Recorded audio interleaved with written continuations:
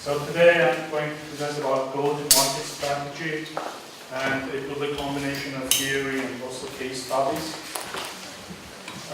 Before going to the presentation of go-to-market strategies, I'd like to introduce some basic concepts related to startups. So, what is a startup? I think this is the definition given by Steve Blank. So it's a temporary organization designed to search for a repeatable and scalable business model. So these three words.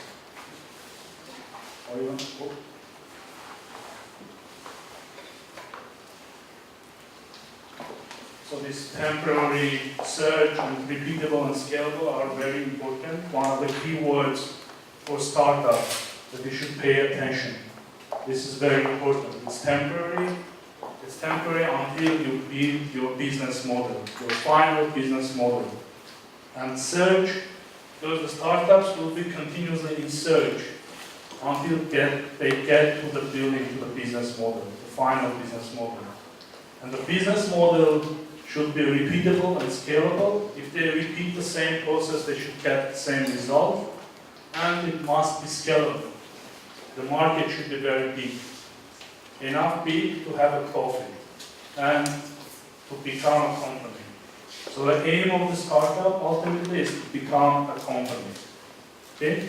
But before becoming a company, and we will see from the case studies, that many startups, they spend many years, like up to maybe 10 years, until they become a company. They reach to the point that they generate profit. Okay? So the next thing is business model. What is business model? So I would like to make sure that you understand the difference between business model and business plan. So who can say, who knows what's the business plan? What's the difference between business plan and business model? Well, the Okay. business plan is the steps you will be taking. Okay. The steps that we'll be taking for the business.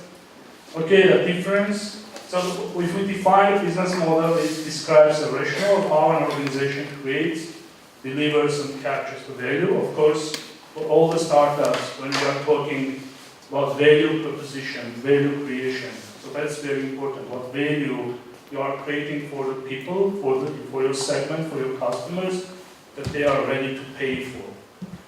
Okay, and you should think about the processes, about the methods, how to capture the value, how to get that revenue to you, to bring the revenue to your company. So the difference between the business model and the business plan is that when you develop all the steps, you have everything in place that is working. It's repeatable and scalable. And afterwards, you can start planning already. So business model is the planning before the plan. Okay? Because for all the startups, when you are developing something, you don't know the market. You are developing the value, but you don't know your customers. You are entering a new market, maybe. Or you are entering a new, in an existing market, but a new segment, a niche segment. So you should work with your customers continuously and tirelessly, to say, to build your business model. And then afterwards, when you become a company or before becoming a company, you can develop your business plans when you know all your market forecasts, your market numbers. You can forecast some revenue, some profits. Okay?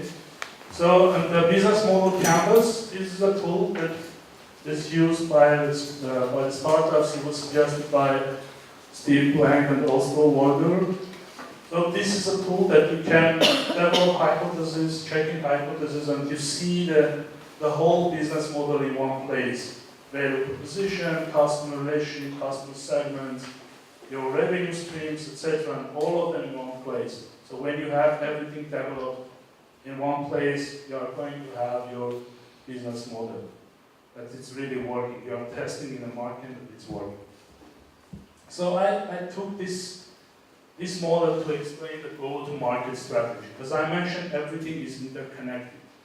As in this business model canvas, you see that everything is interconnected. If you do not have, if you are not selecting carefully your channels, your business won't be successful. If you do not very carefully examine your customers or your business types and what type of revenue streams you are going to have, your business won't be successful.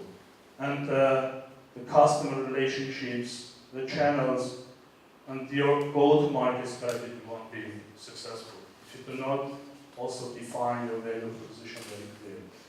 So the go-to-market strategy, I selected 4 components. What are you selling? How will you reach your target market?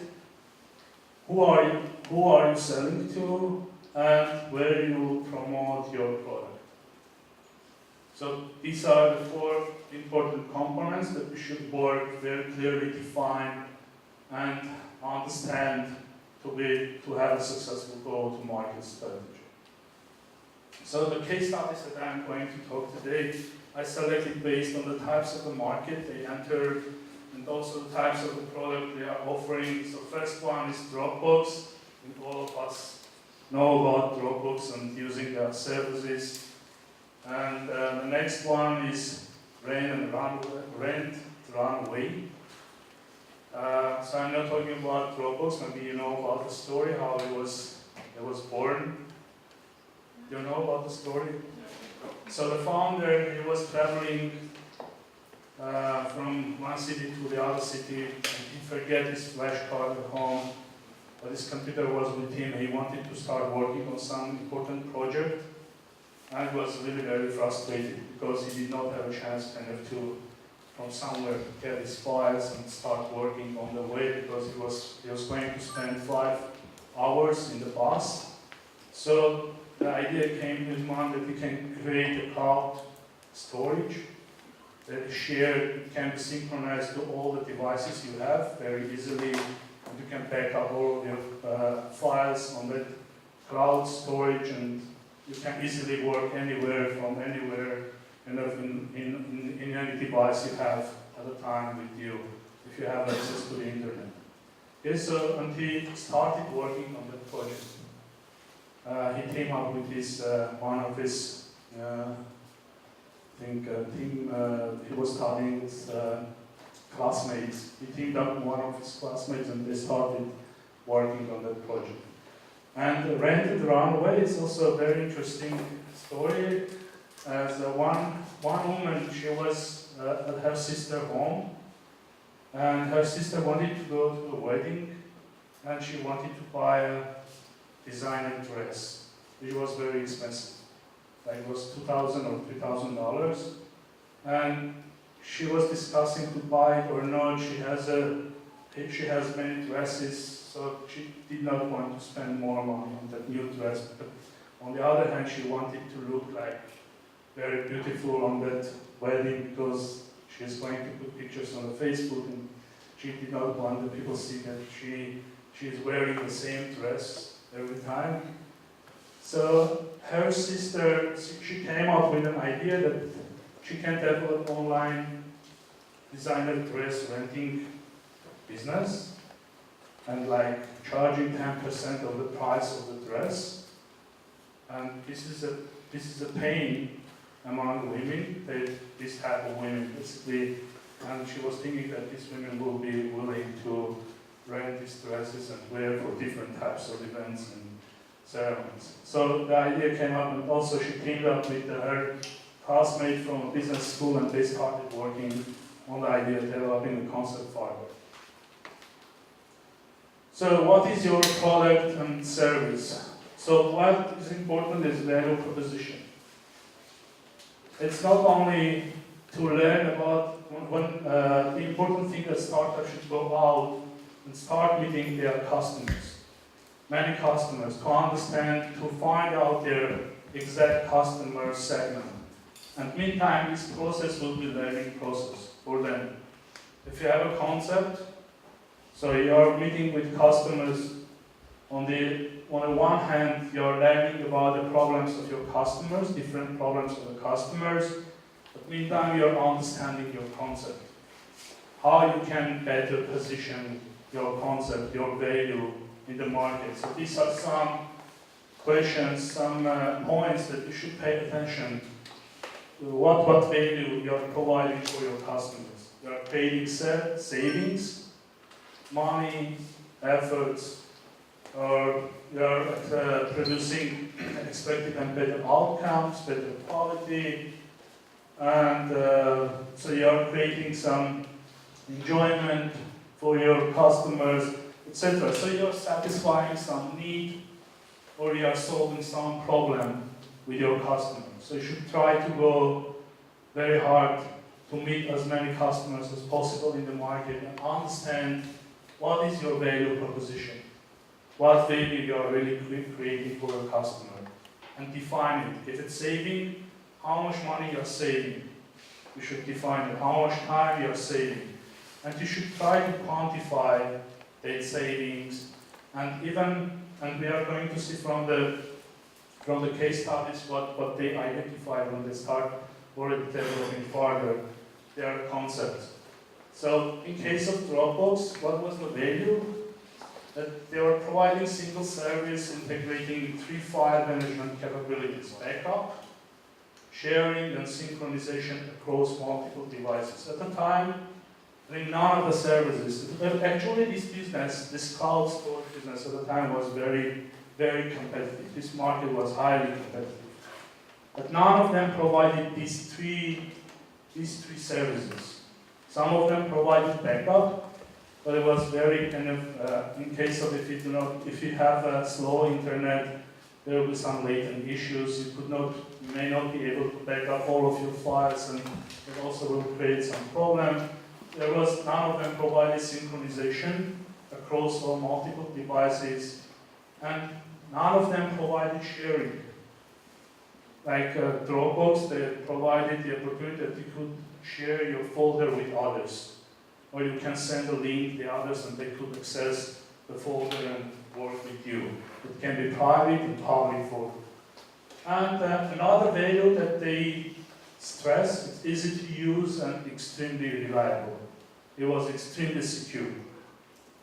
And it's very, very easy to use. It was not devised for the advanced user.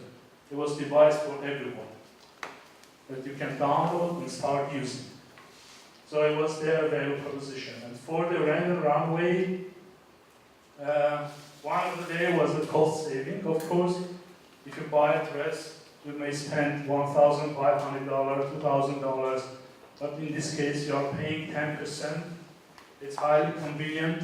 You are sitting at your home, you are ordering online, and your dress will be delivered to you. And again, shipping back, there was not also a problem because they are using shipping services in UPS, so they came to your home and took the dress back to the service provider. And what was interesting for the runaway, they say that when they were working with their customers, like after launching their product, after 6 months and working with customers, getting more feedback from them, they learned one interesting thing, that they are providing much more than the savings and convenience to their customers. They are fulfilling women's dream by making them feel confident and beautiful. So this one also was very, very important kind of feature that they provided to their customers. Next one, who are you selling to? Who are your customers? Which customer segment you are entering? Okay? So the customers types and problems or needs are different. When you are meeting with these different customers, they have different needs and different problems.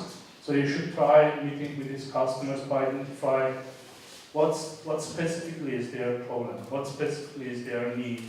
And the problem that you are solving or the need that you are solving, is that something that they are expecting? So also you should think developing the customer archetype. I'm going to present that in the next slide. And define day in the life of a customer in very detail. When you meet with customer, try to learn as much information as possible.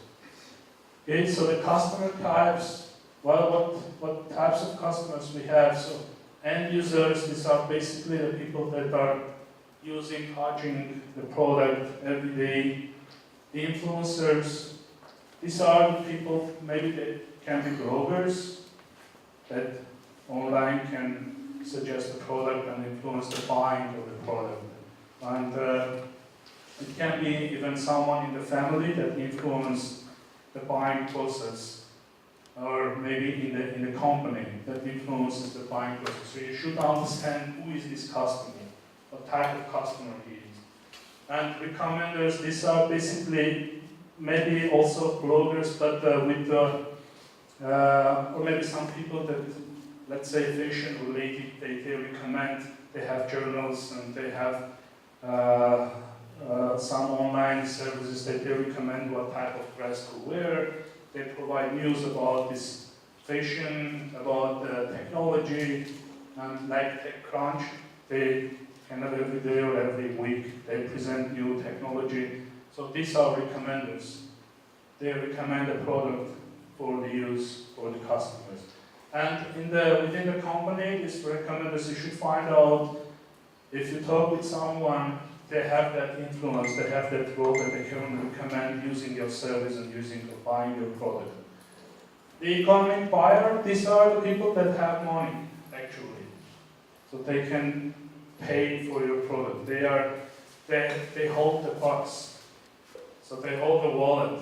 So this can be, in the company, there can be vice presidents that they decide that they are dealing with budgets, company budgets, and they can decide to pay for the product.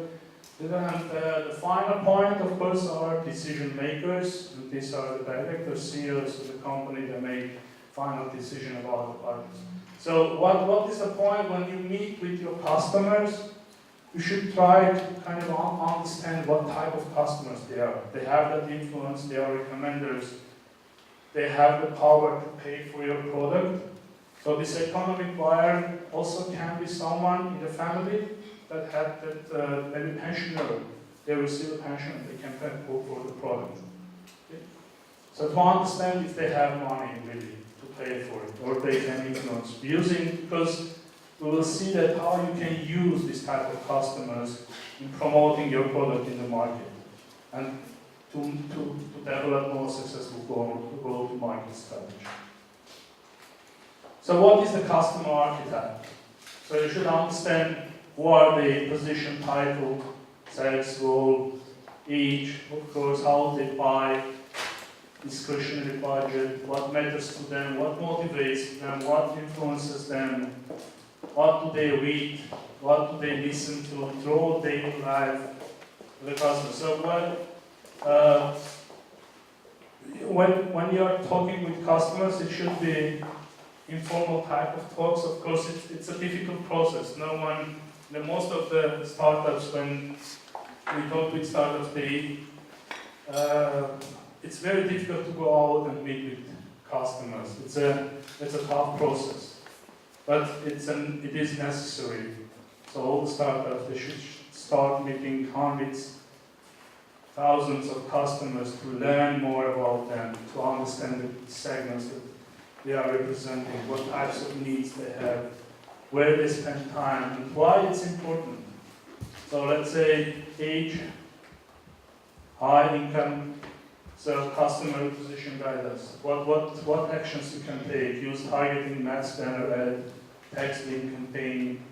So if they buy a fresh garment produce, which these bloggers co-promote with garment food sites. And if they are frequent business travelers, send press releases to travel websites, bloggers. So when you learn about the daily life, how they spend their day, where they spend their time, you can accordingly develop your customer acquisition plans and go-to-market strategy, how to reach to these customers. And again, another day in life highlights. So hour a day they are reading news sites, so rich food lifestyle editors and news publications, and they make tweet takes daily and get Twitter for this audience, etc. So accordingly, what they do, you can use according promotion strategy to be more effective, because customer acquisition is very costly. And now we'll see from our case studies that Dropbox initially they decided to target individuals only, not businesses. Those individuals, both business people and consumers. Why they decided so? Because they were thinking, they had experience. Actually, they had met two more companies, I think technology companies. It was very difficult to talk with these companies. Because when you are a startup, you are small, even you do not have a product launched. So these big companies are looking you are very small, and they are only thinking kind of taking over of your startup, not cooperating with you. So they are not interested really cooperating, and they have long bureaucratic process, this buying or partnership process. So they decided not to go with this one and work only with individual customers. So they targeted both advanced and mainstream users, but they kept the easy use kind of features of the product. Why also individuals were crucial? Because they had viral growth because of targeting only individuals. And initially, when they started their customer acquisition go-to-market strategy, initially they kind of started some PR events, and they did some Facebook advertisement, Google AdWords, etc. So just acquiring one customer, it costed them $1,000 for acquiring one customer. And then they decided that they should kind of they hired some specialists, some engineers, that they did some deep analysis with the customers to understand how to reduce the customer acquisition cost. So they decided some metrics, how many people that landed their website, they register on their website, what percent of the registered users then were converted to the paying users, and how long it took, and how many times they visited their website, and then they registered. If they registered, how much time it took, after how many months they started using the payment kind of premium subscription of the Dropbox. So they're using the premium subscription model, and you can get, I think, up to 2 gigabytes of free space, free storage, and then you can use it for unlimited. There was no fee for that, but afterward they were charging $10, I think, a month. And interesting is that it was the highest price in the market, but they were successful acquiring customers. And then when they hired these engineers, they analyzed the customer acquisition process. They decided to abandon all this advertisement and the payment for the customer acquisition, everything. And they decided targeting viral growth. And they offered their customers, if you bring more kind of a referral method. If you refer someone and then someone subscribes to our website, both of them will get 250 megabytes of additional space. So through these referral methods and other viral suggestions, sharing the folders, sending the links, because the individuals were working with other individuals, and they were sharing the folders, and the other end, the other customers that they received the share folders, they become interested in Dropbox, and they also registered for the service. So through this viral growth, they managed to increase their customer base. As far as I remember, in 2 months, they got more than 2 million customers. So it was very successful. So they decided at the point They started, they basically paid nothing on their marketing, customer acquisition. And also another thing is sophisticated early adopters.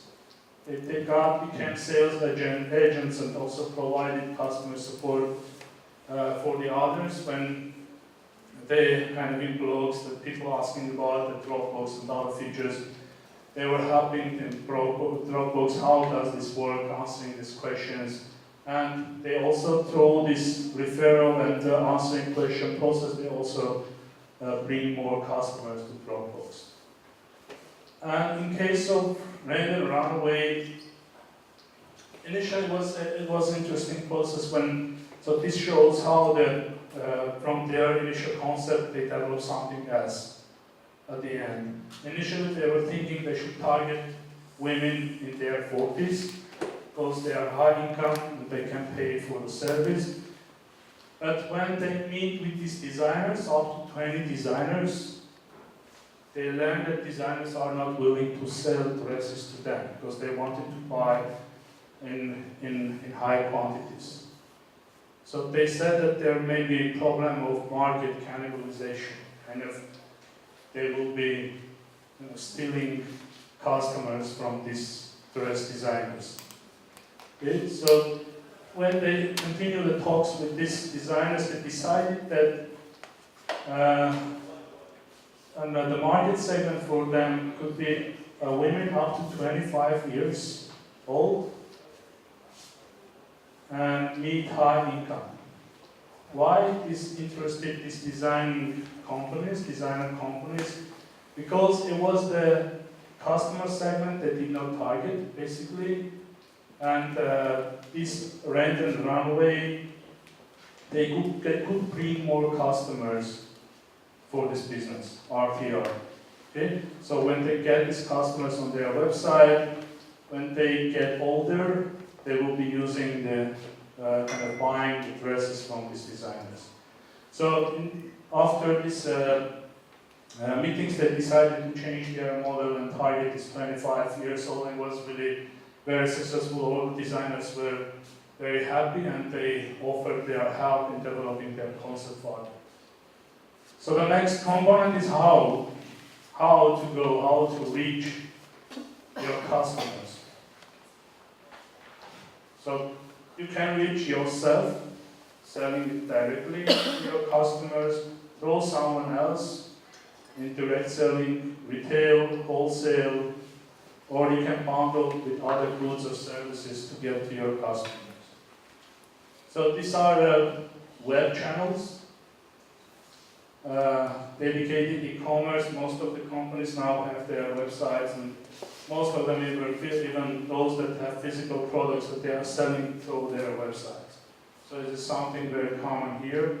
And through the platform, especially applications, and in case of Dropbox also, the same through app stores, iOS, Apple, Android, two-step distribution, Amazon, Walmart, and there are some aggregator websites and platforms that they use to reach the customers. Social commerce, Facebook, Twitter, etc., and flash sales, Groupon.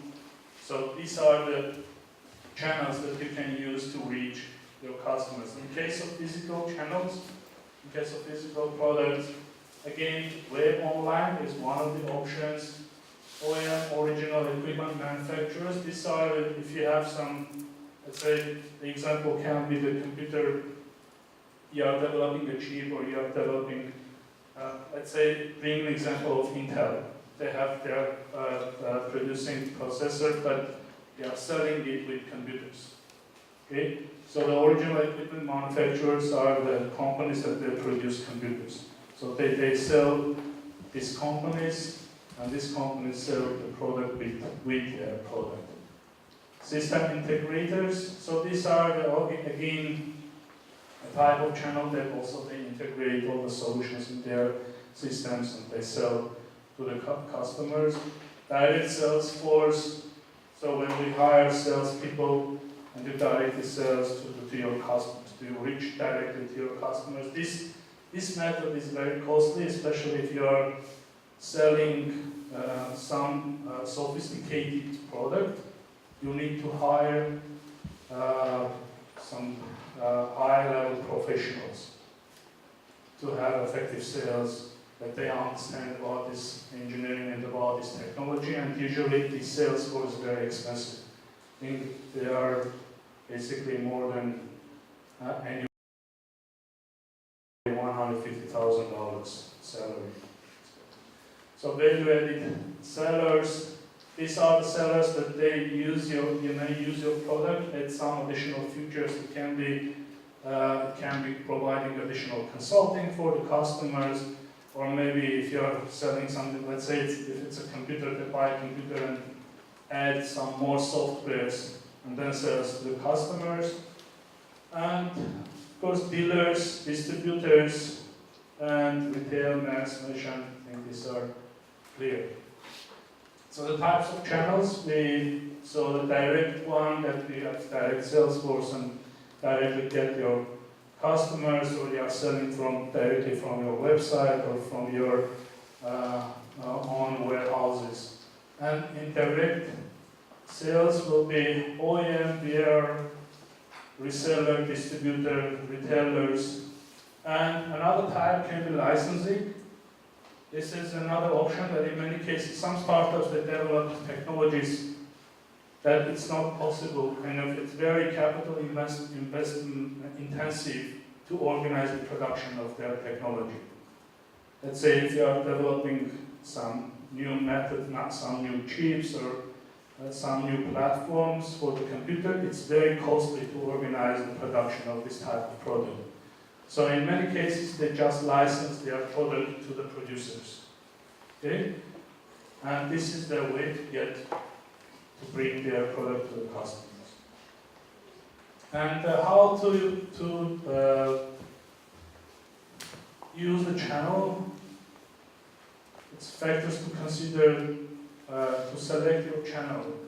So it depends deal size, product margin, what is your margin, and if it's you are thinking to sell big quantity, so in this case you may decide using indirect sales method and using the dealers and also retail stores for selling your product, or warehouses or wholesalers. And solution complexity, I mentioned about this, how complex is your solution.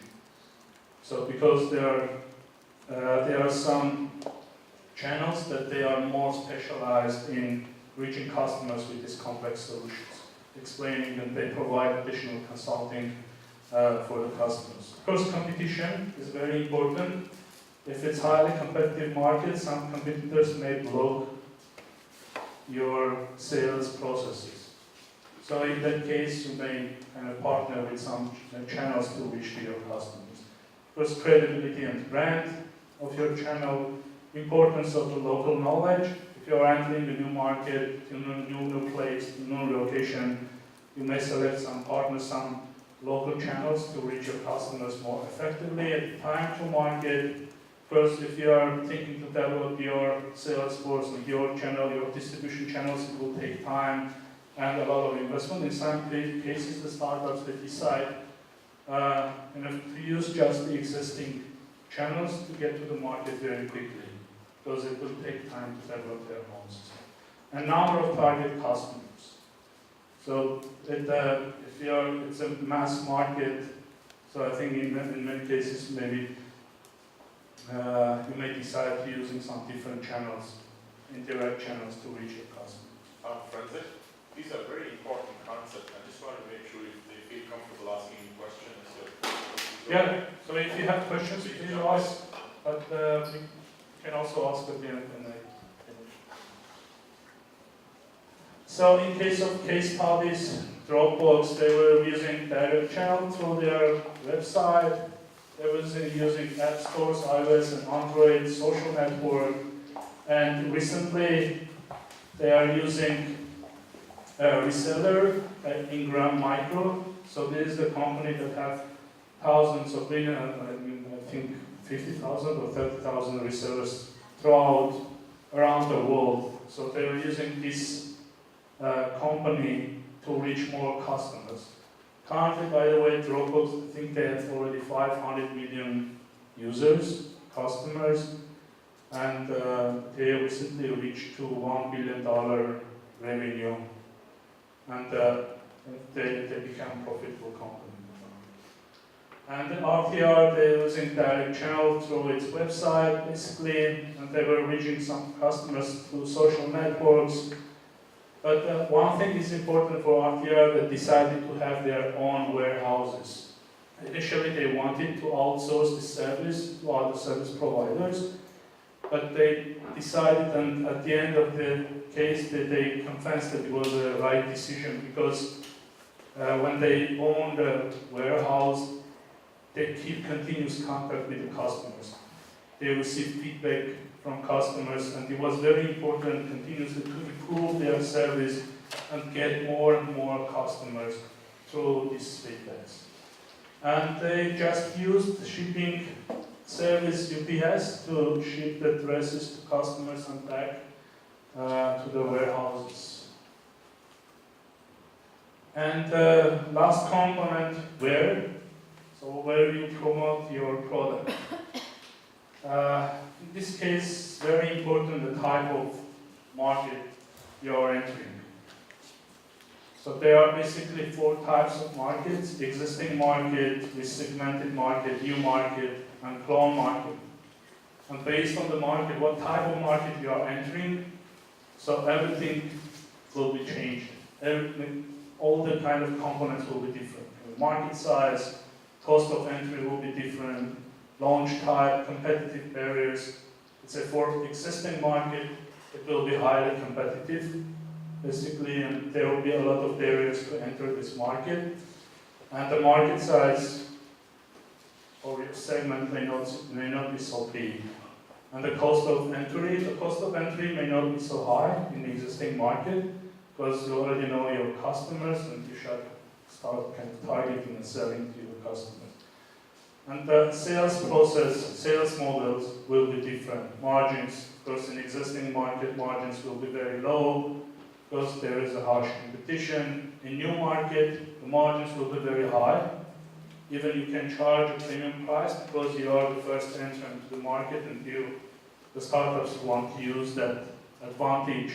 And initially, maybe first 1-2 years to charge a premium price until the competitors enter the market. The sales cycle may be different, and the customer needs and adoption depending on the markets. In case of new markets, the adoption will be a bit longer because you are entering new market, and you need to kind of teach your customers to increase their awareness about your product, because they don't know about your product. Okay? So you should meet a lot of customers, organize trainings, some meetings, some promotional events to explain how to use your product, why it's valuable, where they can get your product, etc. So in this new market, the adoption will take more time.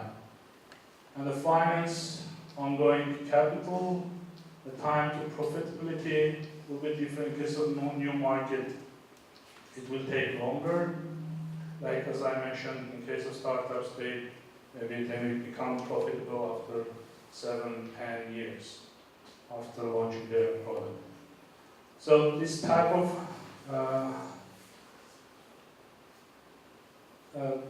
it's a table and explaining different kind of components related to each type of the market. Like existing market, example of the existing market is Google. The segmented market, Southwest, because they entered the market, the existing market, they resegmented, they entered the niche market. They provided a very low price, convenience, and good quality. So this is a resegmented market. When you offer something, the same service, low price, and better quality, so you're resegmenting the market. You're targeting some niche in the market. And in some cases, it can be some luxury goods that you target the existing market and target some niche segment of that market. So new market, coupon, customers unknown, transformational, customer needs transformational improvement, because, yeah, in this case, the competitors, none and risk, evangelism and education type, I already mentioned about this, and the clone market is also very interesting. That the clone market is that if something use the model that exists in other countries, like Uber. In case of, let's say, from the local example, Kareem, it's a clone market. They are taking the model from Uber and using the same model here and entering the other countries, Egypt and other Middle East countries. And the promotional plan, what you should take into account in developing your promotional plan, align your promotional plan with your target market, and you should focus on reaching decision makers. As I mentioned, the type of customers are very important. The types of customers they are dealing with. It's important to reach decision makers and to get the first customers, the first adopters as early as possible. Because they can make decisions at once and very, very quickly if you get to this type of customers. And where do the decision makers get their information? This is again about to effectively target your customers and effectively bring more customers on board. And the types of promotion, PR, word of mouth, as we mentioned in case of Dropbox, and now I'll mention about this case study. Social media is widely used for the advertisement, trade shows, white papers, just distributing brochures, etc., product demos, and finally advertising, print, TV, internet. And in our cases, in case of Dropbox, when they launched, actually they launched a beta version of their product, and they developed a short demo video and uploaded in the Hacker News and Geek. These are the kind of sites that this provides information about what's happening on the website, and this about the tech-related news. So when they uploaded the video on these sites, I think just in 1 or 2 days, they received 75,000 registers. So these are the early adopters. These are enthusiastic people that are very enthusiastic about new techs, about new product. And they took advantage of these people to test their beta version with these customers. And as I mentioned, that the customer acquisition cost them $1,000, and after some analysis it went down to $300, and afterwards they used the organic reach and through the public-private folder sharing, word of mouth, referrals, and other viral features, and some PR efforts. So yeah, so they got more than 2.8 million new customers to their website. In case of RTR, because they targeted women up to 25 years old and the high income, so they organized these trunk shows, campus trunk shows at Harvard University, at Yale, and other universities to test their product, their minimum viable product. What they did that when they collected these people, more than 100 women, and if they had, I think, 800 dresses, different dresses, and these women kind of wear the dresses, try them, and I think in the first case about 35% of them rented dresses at a time for the show, and during the next show they wanted to test if they ship the dresses, what quality, kind of what type of problems they are going to have in the return process of the dresses to RTR. So in the next trial, they I think also had about 150 participants, and again about 30% they rented dresses. They give them this shipping information and shipping vouchers that they can send the dresses back, and it was very successful. They received 90% of the dresses they received back on time, just in 1 or 2 days, and about 95% of the cases there was no damage to the dress, and only 5% of the cases there was very small damages that could be fixed very easily. But it was a very good test of their minimum viable product, that they understood that it's going to work. And they launched their beta version already to the market. And they organized PR events and member get member features, and they provide, I think, $20 credit if you get a new member on board. So the PR events, they brought them about 60% of the customers, and the 40% was just viral methods, word of mouth and referrals. And of course they have they gave interviews in the fashion magazines, TV shows, partnerships, kind of the places that most of this kind of this age girls with this age, they can go and check about the new design dresses to get kind of, it was the most easiest way to get to their customer. And they also use search engine marketing, social network ads. It was also initially successful, but after when they collected some base of the customer, they also calculated that using the search engine advertisement, it was really costly for them. So they decided to hire people. It was also an innovative solution that they made to have a customer insights team. So this customer insights team, they keep working with customers, getting more feedback from the customers and helping them. On the one hand, they got feedback from the customers. On the other hand, they were helping them to understand kind of to give some advice about the fit, to give advice about the type of the dress, about brands. And they were continuously working with customers in a very informal manner. And the customers, when they were talking with customers this informally, they kind of presented their complaints, their issues they have in selection or returning, etc., everything. So because of this customer insights team, they improved the customer service highly, significantly, and it helped them also get new customers on board. I think they mentioned about 20% of the customers that was resulted because of this hiring the customer insights team.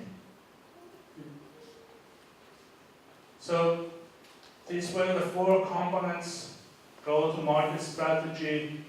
The startup should pay attention what the value proposition, how they can reach to the customers, to their market, who are their customers, it's very important, and to define the archetype and learn more about the customers, about their daily life, what they do, at what time, at what day of the week, and where, what type of market you enter, and where you should promote your product, what type of promotional methods you should use. And again, I want to repeat this one about startup as a temporary organization designed to search a repeatable and scalable business model. Why it's important? So the search and process is important. So the startup development is a process. You should continuously, when you work on your product, on your concept, is a development process. Every time when you meet with customers, you come back and improve something. Every time you meet with the customers, you learn about new segments, about new problems, about new needs. So, and there is no single solution for everyone. This is very important.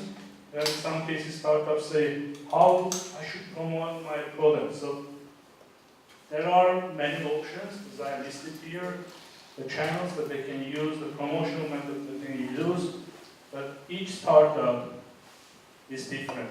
We have different audience, different technology and product is different, so the customer acquisition process is very different. And the business model is different.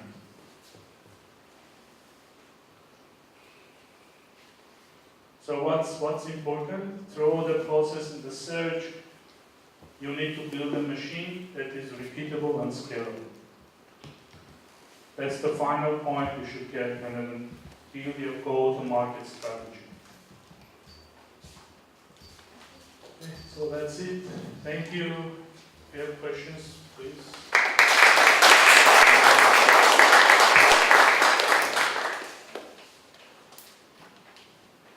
Please. Will you show the contents? Sorry. Is there a place for it? Yeah, sure. Questions? When we're actually talking about the type of promotions, you mentioned like social media and word of mouth as well. These are really advantage for the startup companies because you can use and can reach your customers free because you don't need to pay. But at the same time, it can be a disadvantage as well. Because some marketers actually think that if you're reaching your target like segments through social media with other things, you have to control 24 hours. Like you have to hire somebody or you have to because sometimes people can talk about your product or brand not the good. And this one actually damage your brand as well and in short time. What do you think? For startup companies, if they actually start trying to reach the companies, which is the best way to reach through social media, but do you think that they should actually hire somebody to control these distribution channels 24 hours? Okay, so as I mentioned, everything is interconnected. If you are developing your business model, the costs also are very important. So you mentioned that so you should go with the version that is low cost for you or even no cost for you is the first option. But as I mentioned, it's a process. You should try and see what type of problems you have with each type of promotion. Because as you see from the case studies, in case of Dropbox, they decided to do this costly marketing strategy and one customer cost them $1,000 to acquire. But then they decided to hire these analytics engineers that they analyze the customer acquisition process, how they can optimize this process. Then in case of RPR, we see that they hire this insights team, customer insights team, and how to improve the customer experience and how to bring more customers spending less money. Okay, so there is no one single answer to that one. Like startup, as I mentioned, you should try and see if this method, this model is not working in your case, depending on your product, as you mentioned, some products is different. So depending your product, depending the type of market you are entering, so based on that, you can make your next decision. But as I mentioned in both cases, one thing is important, that you should always try to get feedback from your customers. Try to get feedback and find solutions. If you continue with the same, let's say if Dropbox decided to continue with the same way acquiring the customer, I think it will be out of the business. It won't be able to build an effective business model. Because at the end, the business model also means to have continuous revenues and also to have costs that are not more than revenues.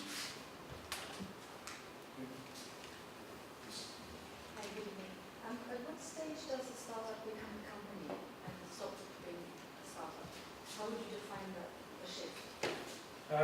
As I mentioned, it's I cannot say clearly when, but the point is that when you have already developed a business model, you know your customers clearly, customer segments, how can you reach to your customers, exactly the channels, and then you have already tried several times, got feedback, improved, and you come to the final point that you know that this is the exact way and the most effective way you can reach your customers and become profitable at some point. So, yeah, kind of the Dropbox, they become a company, let's say, after 5 years, because they received a lot of investments from the venture capitals, but they become profitable just recently. So when you have more revenues and more costs, you are already a company. And you are entering the big market. Thank you so much for your extensive presentation. I would like to ask you about, there is select companies. You mentioned Iran macro, and is it actually available in the UAE, or does it only provide service for technology businesses or any other businesses? And a last thing, in the UAE, I would like to know if there is a marketing company who will do the marketing for you, for example, for 1 month or something like that, till you start developing again. You just started your own business. So 3 questions. So I'm sure there are many marketing companies in UAE for sure. Yeah, but in case of that Indigo Micro that you mentioned, that I think they are providing for specific sectors for the reseller services. I think it was clouding business, some internet-related businesses and startups, and actually I'm not sure if they have operations here in UAE. But they are a global company. What I want is actually a well-known or very famous marketing company that we could trust here, and we think that it's like In UAE. Actually, I don't know at this point any company, because I'm very new in this. That's why I think so. How would you calculate the cost of customer acquisition if it's a platform business where you have 2 types of customer? One of them is not paying you, but it is driving the whole thing, and the paying customer is on the other arm of the business. How can you get close to an accurate cost of customer acquisition for both of the sides? How to calculate the cost of acquisition and customer acquisition? Yes, like what you mentioned in Dropbox, the cost of customer acquisition was $1,000. So this may be pretty straightforward on the activities, or how they managed to get the customer on the platform. But if it's a platform where you have 2 sides, one is not paying, and like the user is not really paying you, and the paying customer is a different one.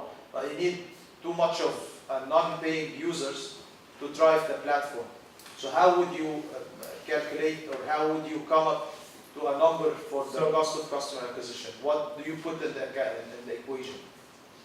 Actually, we can calculate the customer acquisition. It's very simple. And how much you spend on your advertisement, all advertisement, or you're individually visiting these customers to bring them to your platform. You can calculate the salaries that you are paying to these people, to the salespeople, let's say. And it's divided to the number of customers that are really becoming a paying customer. Because you may land a lot of people to your page, but they may not register for your service. And some of them that are registered, only maybe 10% of the registered kind of customers will become a paying customer. So the ultimate point is that to divide the whole cost to the number of paying customers. So we will get your customer acquisition cost.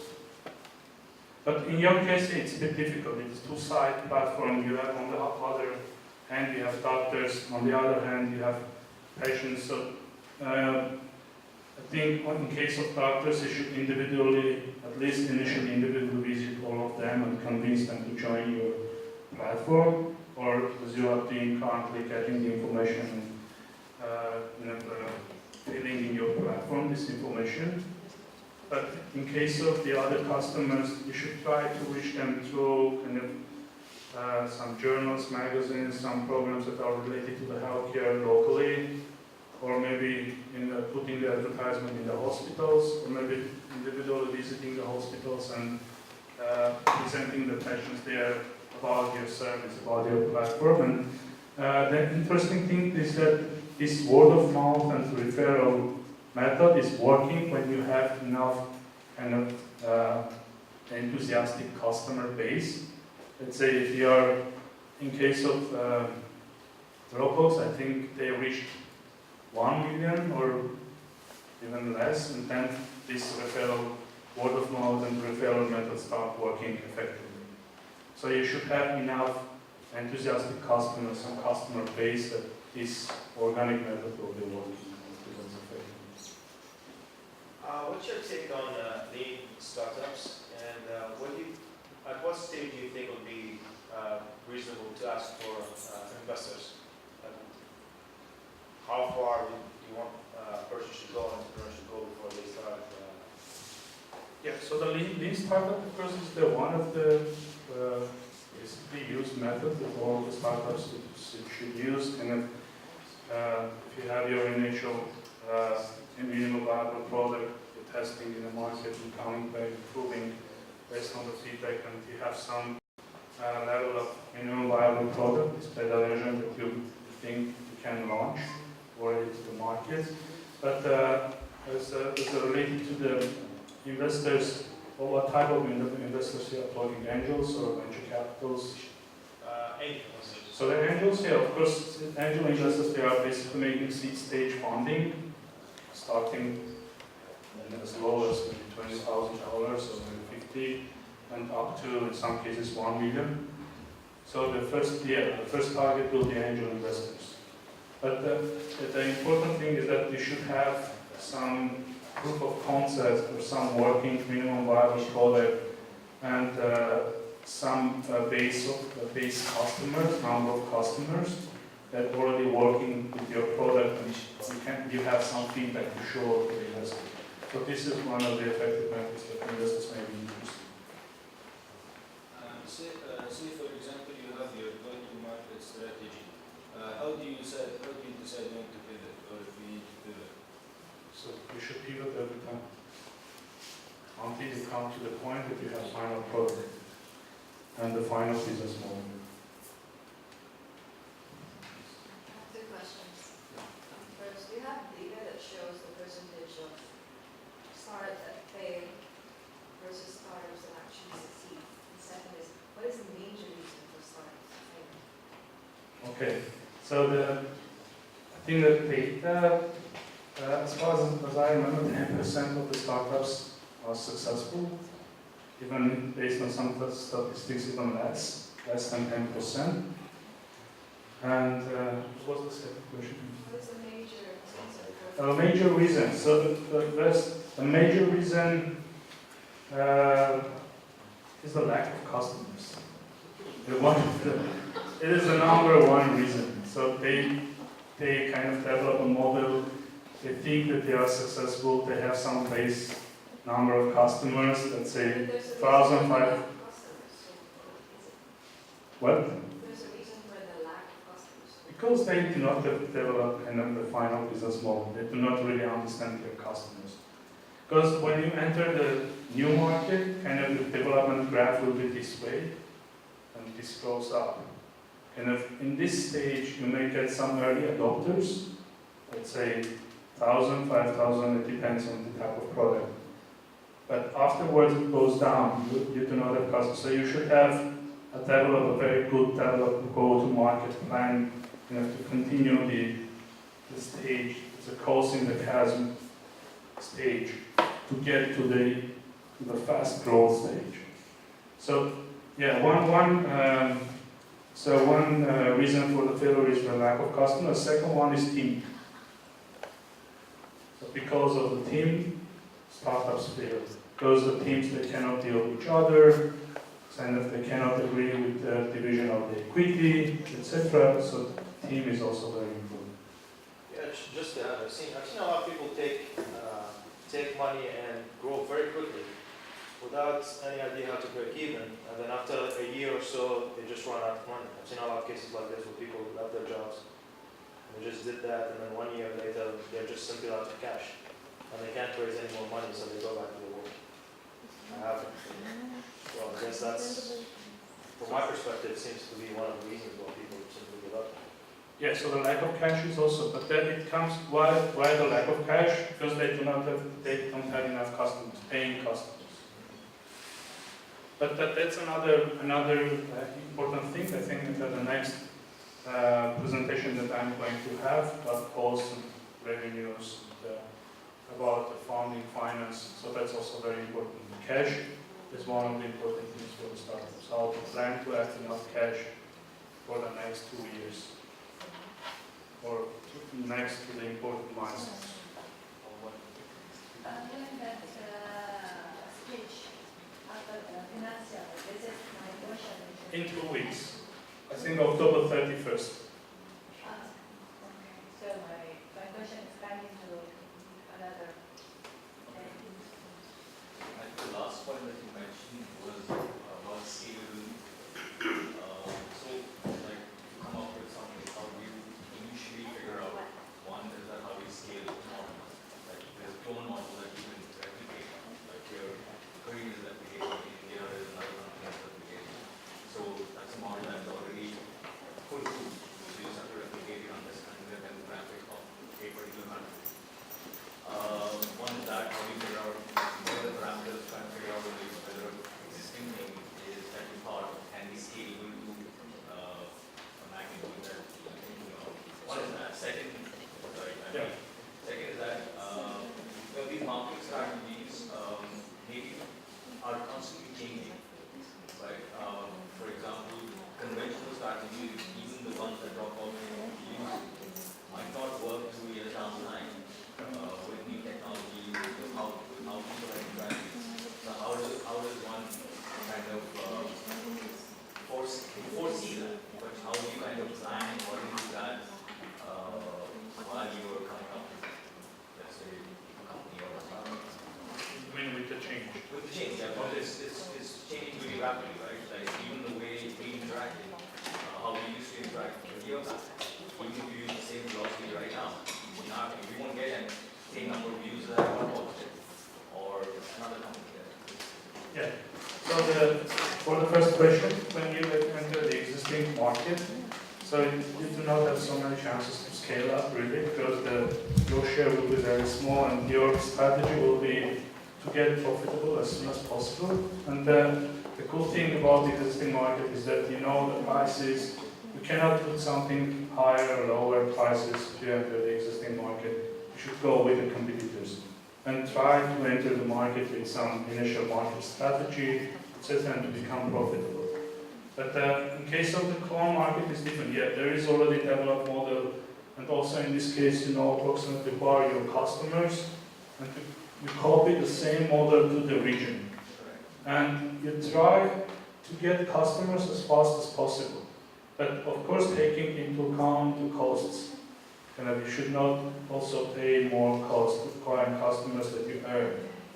Okay, and in the long term, because there is a lifetime value of the customers and the customer acquisition cost. You should take all of this into account when you develop your marketing strategy.